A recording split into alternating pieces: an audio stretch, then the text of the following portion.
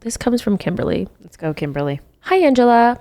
If you're still doing your ghost stories podcast, I have a fun ghost story for you to share. We're just doing this one, but we'll do a ghost segment for you. Yeah, I'm not doing the Ghost Stories with Anjelah podcast any longer. It got a little too creepy. But I am always open to hearing ghost stories. Yes. So please, if you have any other ones, anybody else out there, please send us a ghost story. I want to hear. We want to hear them. Has your little Rosie been talking to invisible friends? I wish.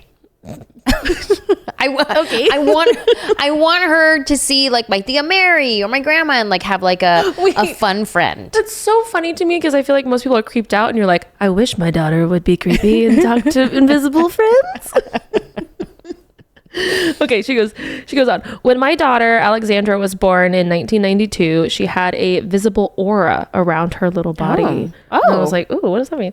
That alone was a sign that she was still connected to the spirit world. Ooh. As she grew older, it became obvious that she was seeing beings that I could not see, especially when I rocked her to sleep at night. She would follow them with her eyes and reach out and point to them. When she could finally talk, she wanted to know who they were. After a while, she insisted that they were standing right there. The entire story is longer, but Alexandra was never afraid of them. At first, I was frightened, but I came to believe that they were benevolent, loving spirits. They even came with us when we moved across the country. Now that she is all grown up, she doesn't remember having these friends, but I know they're still watching over her. I love your stuff. Cheers, Kim. Thanks, Kim. No, Rosie does not do that. And what's interesting is when she was younger, I would like keep an eye out for that. I would like watch where she was like looking and was her eyes following something. Mm-hmm. And no, never was. So I don't think my daughter has the gift. But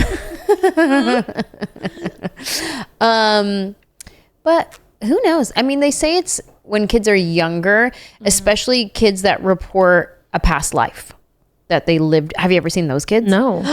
What Look them up immediately. Okay. So there's kids that will say, my old mommy used to blah, blah, blah, blah, blah. And they'll be like, your old mommy. What? And then there's this one kid who, there's a documentary. What's it called? All right, I have to remember what it's called, but there's a documentary on Netflix, and it was like people who had near-death experiences. And then there was one episode that had a bunch of kids who reported past lives. Like, oh, in my past life, I don't know if they use that word, but I used to be blah, blah, blah, blah, blah. And there's this one kid who he was talking about, he was sad because he died. And he was giving information about like where he used to live, blah, blah, blah. And his mom started looking it up. And there was a kidnapping in the Bronx in this apartment complex.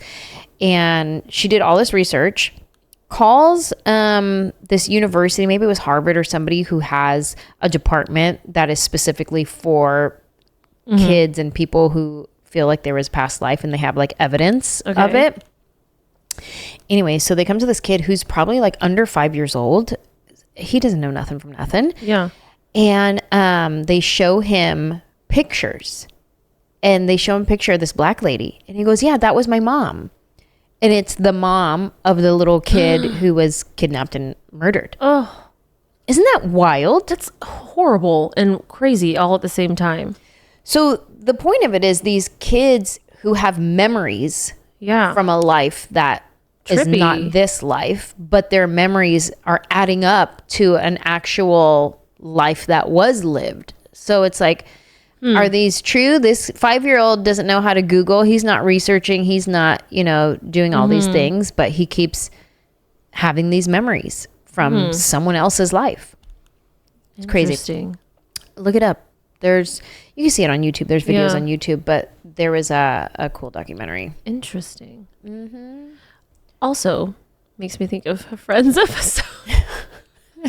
Because Phoebe's recollecting on all of her past lives, and Joey's like, what about mine? She's like, oh, you're new, baby. That's funny.